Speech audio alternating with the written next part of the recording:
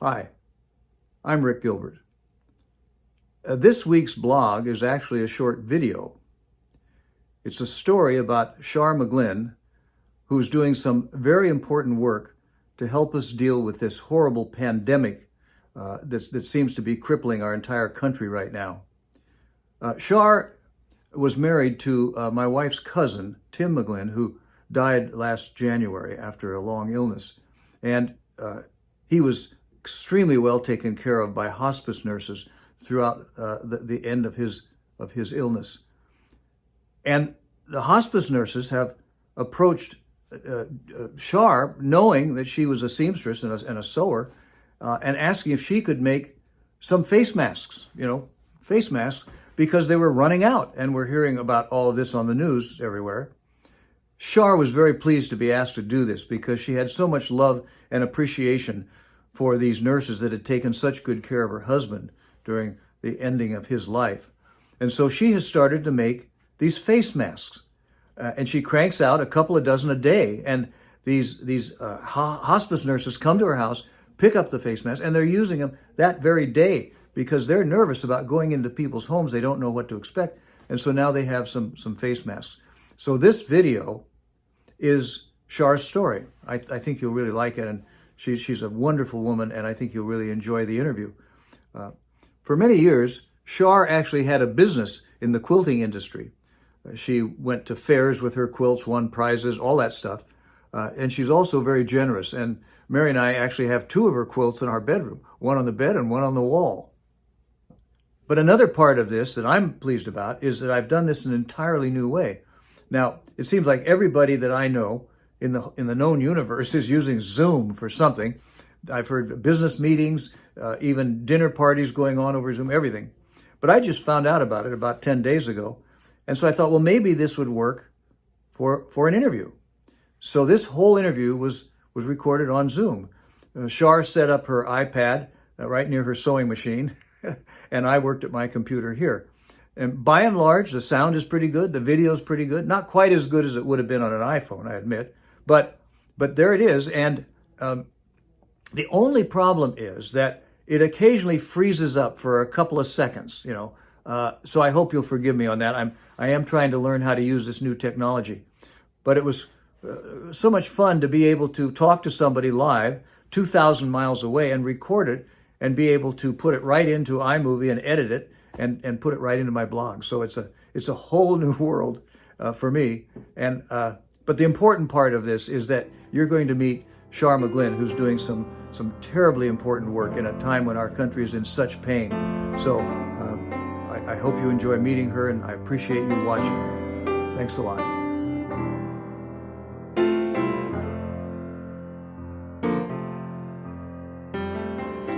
My husband was involved with hospice for 4.5 years, and he passed away in January. Those ladies were with us from the beginning to the end and provided all kinds of comfort and care for us.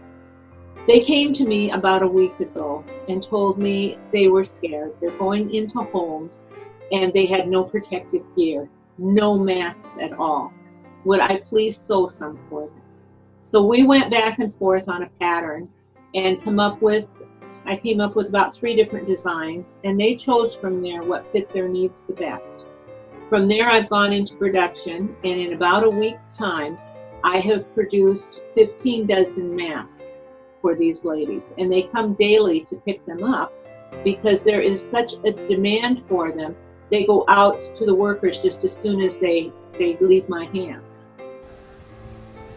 I made the elastic an inch longer on the new ones because I think you need it. I see yours was slipping off. Yep. You're going to keep me busy. Yeah. And my elastic came in. Yay! There might be elastic in there. She was going to pick up some, so that will be good. So there's 4 dozen regular masks and 9 of the ones that go over the N95 masks. Those masks are so cute. You're going to love them. I was down to 5 masks, so it's perfect timing. Okay. All right. All right. Love ya. Love you too. Thank you for what you're doing. Oh my gosh, Shar, thank you. You're our angel. I'm spending part of Tim's memorial money to buy materials for you guys. Oh. He would have been pleased to have the money spent that way. Now, I want people to know that I'm not unique in doing this. There are sewers all over the country, thousands of them, that are making masks to fill the medical need right now. An example is our local hospital here in Richland County did not want hand-sewn masks. We're very adamant about it. Yesterday, they got their 2 coronavirus patients in. The same day, they sent out an emergency need. Home sewers, please make us masks. So the local sewers are charged up again working for hospice or their other favorite organization. This must be very satisfying for you. It is very satisfying for me. And it's a way that I can save Tim's memory. I am using part of his memorial funds to buy materials with when I'm in need of them, because I can't always get the stuff I need. I have used all the fabric from my own stash, and I've had to order elastic and fabric and other things in order to keep sewing and keep the production line going. But I do have about half a dozen other seamstress in the county that are working with me and are also helping produce masks too, which is good. This is a nice way for you to prolong Tim's memory in a way, isn't it? Oh yes, he loved those ladies. They were so kind to him. And every group of masks that I sent out, I packaged them 12 together, and I write a little love note in them, thanking them for their service and asking angels to ride with them and telling them I'm doing this all in Tim's memory for what they did for him. Tell me about what some of the downside is. What's the hard part of this for you?